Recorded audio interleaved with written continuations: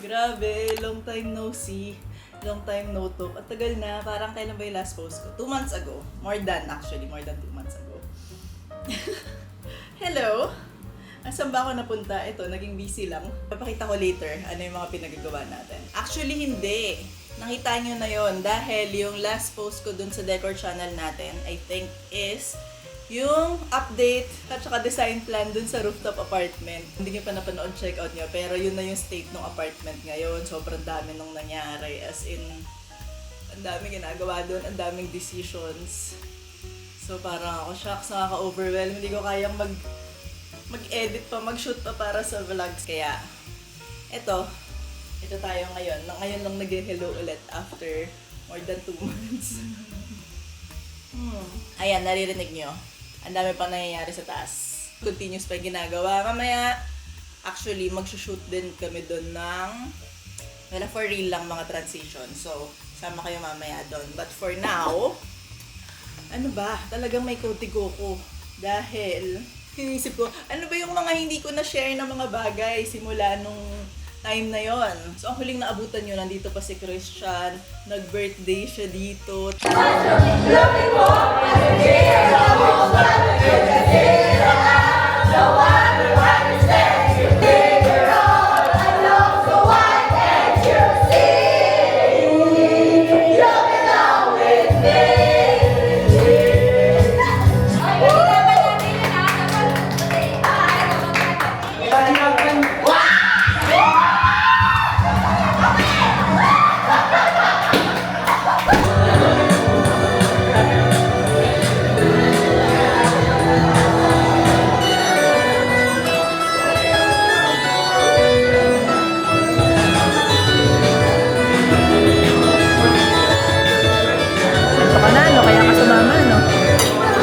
Tahimik mo eh.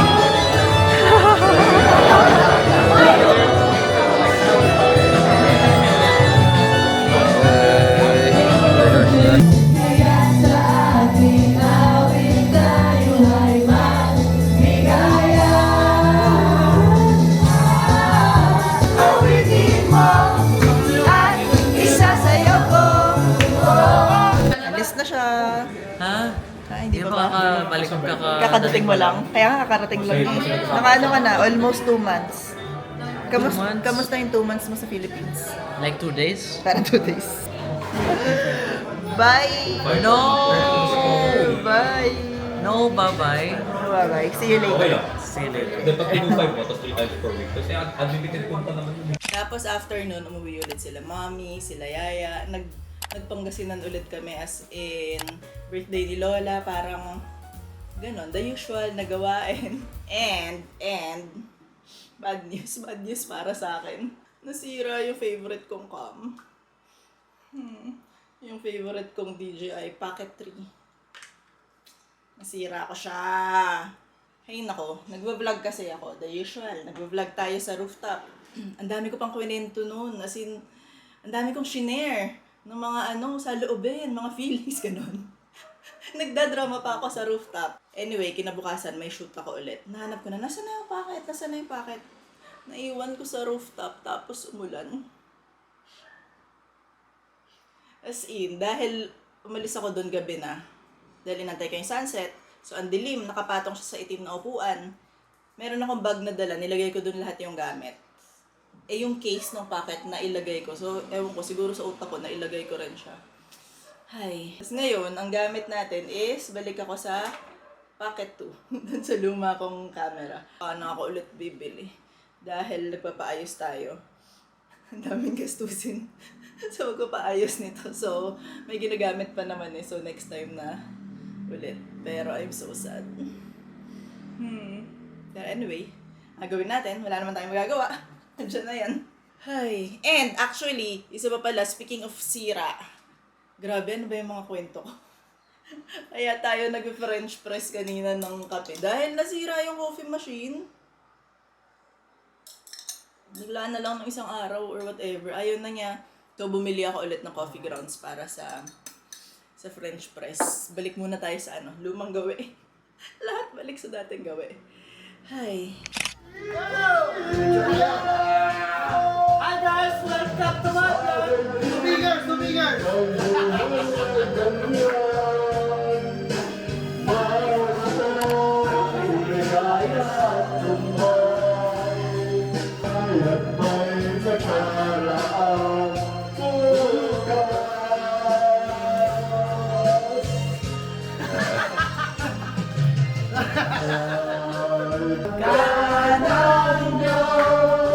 Wala ka sa buhay mo. Maano na? Maano na? Grabe, as in, nilulook forward ko na ayos na yung taas. Actually, hindi. Nilulook forward ko na talagang mag-move in dun sa rooftop apartment and simulan yung buhay namin dun sa taas. But before nun, actually, merong shoot na naganap. Ang gamit na location is itong apartment natin dito sa 3rd floor.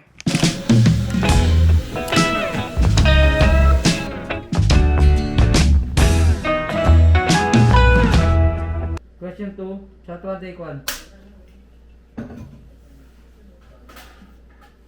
For me, it's about finding happiness in your own home.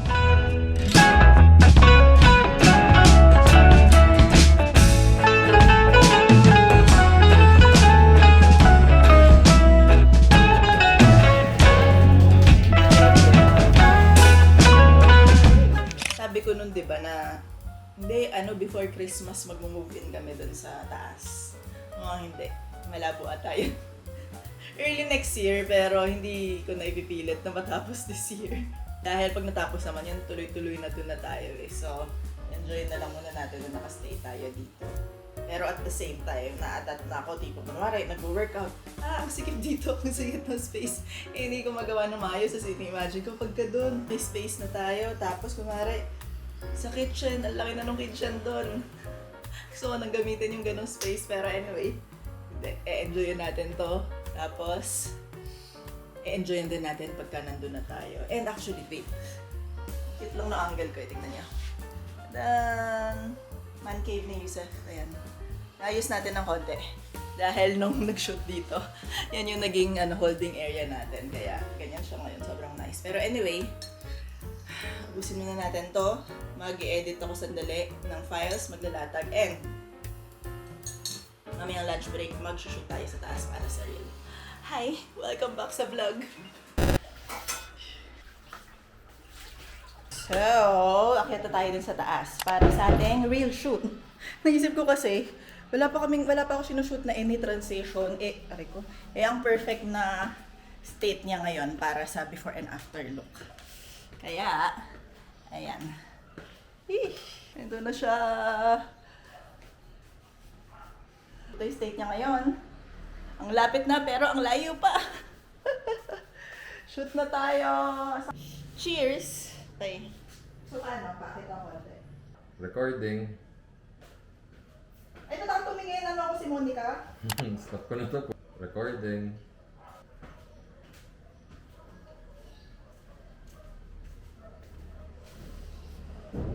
Recording. Sa susunod ng shot. So, wala silang pwede.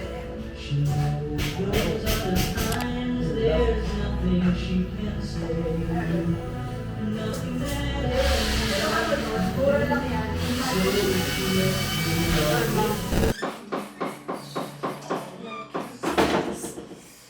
So, nag-check tayo dun sa taas.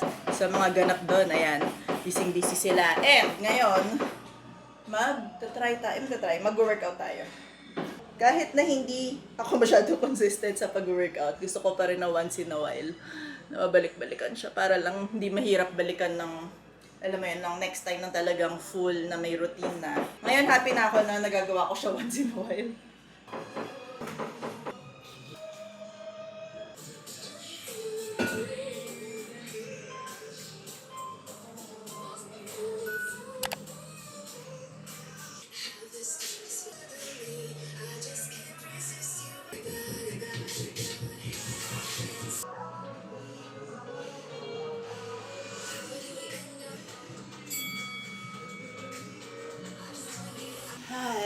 done. Nakasurvive din ulit. Alam niyo yun, every time na kuwari mag-workout ganyan, sa umpisa, i-dread mo slightly. Alam mo yun, nakakatamad. Pero, every single time naman na mag-workout ka after, hindi ka magsisisi, ang sarap sa feeling, ganyan. So yun na lang iniisip ko, kapag kahit tinatamad ako, isipin ko, hindi ko ito pagsisisihan.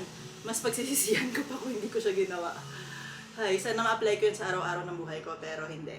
So, once in a while, ina-apply ko yung thought na yun. Ay, anyway, ano na ba? Hi! Yes, yes. Workout tayo? Ha? Hello? Grabe rin pala, the past few days. Iniisip ko talaga ano yung gagawing design dun sa taas. Ang dami kasi, like, alam ko na yung mga ibang decision niya, layout, sure na ganyan. Pero like yung specific colors ng kitchen cabinet, colors ng stairs, ng mga maraming bagay. Ang tagal ko sa iPad, kakapalit dun sa app ng kulay. Gulong-gulo yung utak ko talaga. Parang, sisay ko nga kapag para sa ibang tao, sobrang bilis sa akin mag-design. Dahil pag sinabi nila yung gusto nilang look, automatic.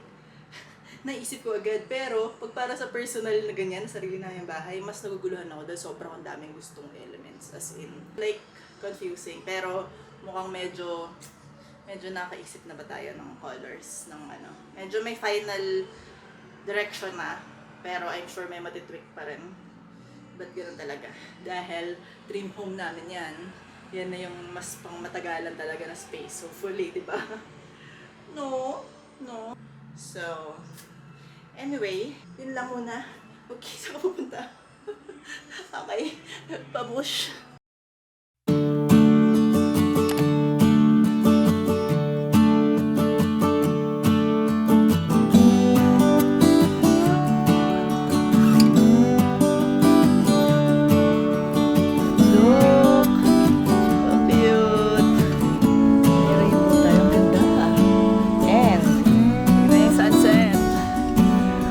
Goodness.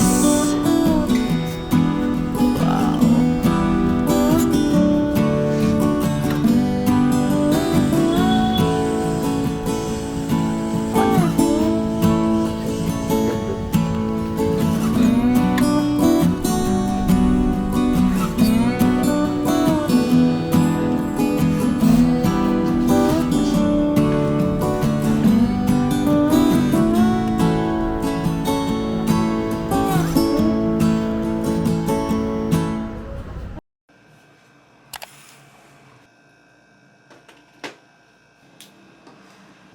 Hello! So, nag-aayos tayo ngayon dahil today yung event na attendan natin.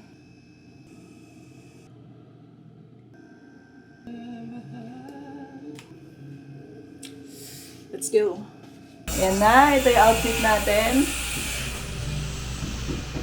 Date. Tsaka pinilit ko siya kasi kailangan ko magbe-video sa akin eh. Sa pilitan lang. Sa pilitan ba? Hindi naman. Napipilitan ka? Sa requestan. Ako naman sa request. Hindi na ako nag-act. Dito na tayo sa event. Napanood niyo Ryan Bona. Kung di niya pa napapanood yung YouTube niya, ang galing niya. Kung si Sir Yusuf yung number 1 fan mo, ako yung number 2. Ay, number 2. Thank you. Picture tayo, go. Hello, I'm the happiest person today, promise. Furniture design exhibit to join us in the awarding and photo op. Ay! Oh my God! Uy! Hello! Hello! Ngayon na lang ulit.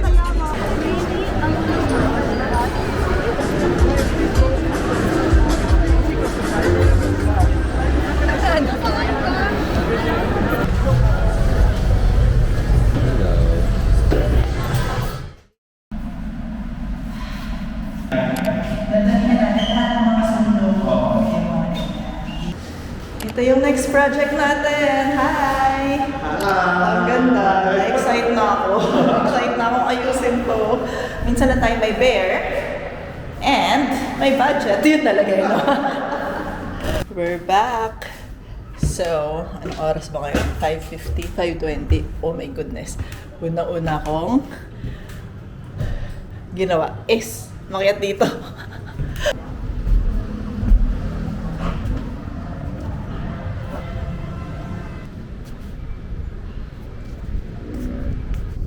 Ganda! Ang cute! Nag-orange, nagpipink yung yung mga clouds. Anyway, ano na ba? Na-excite ako dun sa gagawin ngayon na project. Dahil wala, lang siya, blank canvas, walang laman. Like, from scratch, pwede ako maging basta. Pwede kong bilhin kung anong gusto kong bilhin. Pero anyway, nakatuwa lang kasi 'di ba doon sa event na-meet ko si Ryan Bona. Hi Bons, hello. Nanonood ka ngayon. So shout out sa hello sa But natutuwa lang ako kasi sabi niya sa akin, kung hindi niyo pa napapanood, check niyo yung social media niya. Meron din siya YouTube, TikTok, ganyan. Ang gaganda ng mga makeovers niya. And bata lang siya. 21 lang siya ngayon, nag-start siya ng 19 years old. Tapos, ang sabi niya sa akin, sabi niya, 80, parang feeling niya 85% daw na ginagawa niya or whatever, or ng career niya is dahil sa akin, technically kasi high school pa lang siya, pinapanood niya ako, tsaka niya na-realize or nalaman yung na may ganun palang work, ganyan. Tapos, madami daw siyang, napanood doon lahat ng video ko, na-inspire daw siya doon or something. Tapos, nakaka-happy lang kasi ang galing niya. Diyan, meron siyang eye talaga for the design, for the colors. Tapos, meron siyang ganung kalaking impact sa life. In the sense, di ba? Yung impact sa life niya dahil sa trajectory ng mga ginagawa niya, ganon na yung nasi-share ko pala, hindi lang idea sa decor, pati sa career. Sobrang nakaka-happy. And yun nga, sabi ko sa kanya is malayo pa yung mararating niya, bata pa siya. Sobrang yan talented. Kaya tuloy-tuloy mo lang yan, Vance. Dahil for sure, sky's the limit yan. Ay, pero anyway, yun lang. Dito tayo ngayon. Dumilim na agad. Nawala na agad yung orange sa clouds. Ang bilis naman ng pangyayari. Pero ang liwa-liwanag pa. Naging black na yung clouds. Ay, tambay muna tayo dito for a while.